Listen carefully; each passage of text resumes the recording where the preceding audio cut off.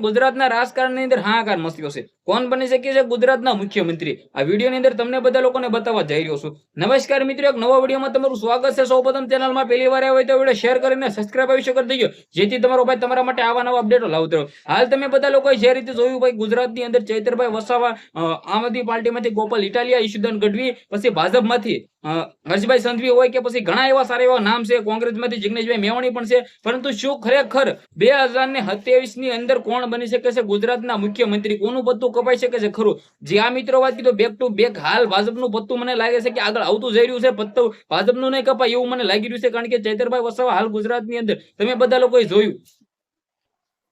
શું ખરેખર ચૈતરભાઈ વસાવા ગુજરાતના મુખ્યમંત્રી બની શકે છે? હવે મને તો એવું લાગી રહ્યું છે કે ચૈતર વસાવાએ ગુજરાતના મુખ્યમંત્રી બનવું હોય ને તો તેને ભાજપમાં જોડવું પડશે, કારણ કે ભાજપને લઈને હાલ ગુજરાતની અંદર જે રીતે જોયું મિત્રો, ભાજપમાં સૌથી વધારે પ્રેમ મળે છે. જો ભાજપની અંદર ચૈતર વસાવા જોડાઈ શકે છે તો મને લાગે છે કે 2027 ની અંદર તેને મુખ્યમંત્રી બનવામાં કોઈ પણ રોકી નહીં શકે. હવે વાત રહી આગળ કે શું ફરી વખત ભાજપ છે રિપીટ થઈ રહ્યું છે? શું ફરી વખત ભૂપેન્દ્ર પટેલ છે ગુજરાતના મુખ્યમંત્રી બની શકે છે ખરા?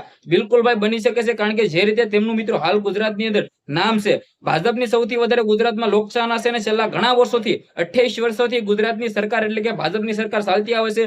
હર્ષભાઈ સંઘવી ગુજરાતના ગૃહમંત્રી છે, તે મુખ્યમંત્રી બને તો કોઈ શંકાના સ્થાન નથી અને બિલકુલ બની શકે છે, કારણ કે તમે બધા લોકોએ જોયું કે હાલ ભાઈ ભાજપ છે ક્યાંક ને ક્યાંક ગુજરાતની અંદર પહેલેથી ને જ્યારથી મોદી સાહેબ હતા ત્યારથી જ ગુજરાતની અંદર ભાજપનો ક્રેઝ સૌથી વધારે છે. આપણે આગળ જઈએ કોંગ્રેસ તરફ. મને તો નથી લાગતું કે કોંગ્રેસની પાર્ટી ગુજરાતમાં કોઈ પણ પ્રકારે પાર્ટી મિત્રો સીટ બનાવી શકે અથવા તેની સીટો આવી શકે.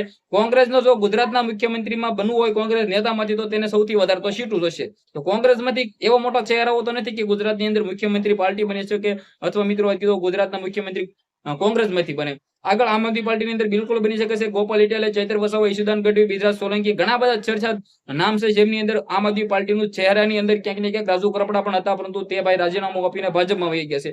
તમને શું લાગે છે કે 2027 ની અંદર ગણતરીના દિવસોની અંદર ચૂંટણી આવી રહી છે, કોણ બની શકે છે ગુજરાતના મુખ્યમંત્રી? જે પણ જાણકારી હોય જાણવી હોય તો તમને શું લાગ્યું છે કે કોણ બની શકે છે ગુજરાતના સીએમ? એક કમેન્ટની અંદર નામ જણાવી દેજો, શેર કરો, ફોલો કરો. બાકી 100% મને લાગે છે કે નેક્સ્ટ ગુજરાતના સીએમ એટલે કે હર્ષભાઈ સંઘવી બિલકુલ બની રહ્યા છે. યુવા નેતા છે અને ગુજરાતમાં તેમનું નામ પણ છે અને ક્રેઝ પણ છે. શેર કરો, ફોલો કરો, સબસ્ક્રાઇબ કરો.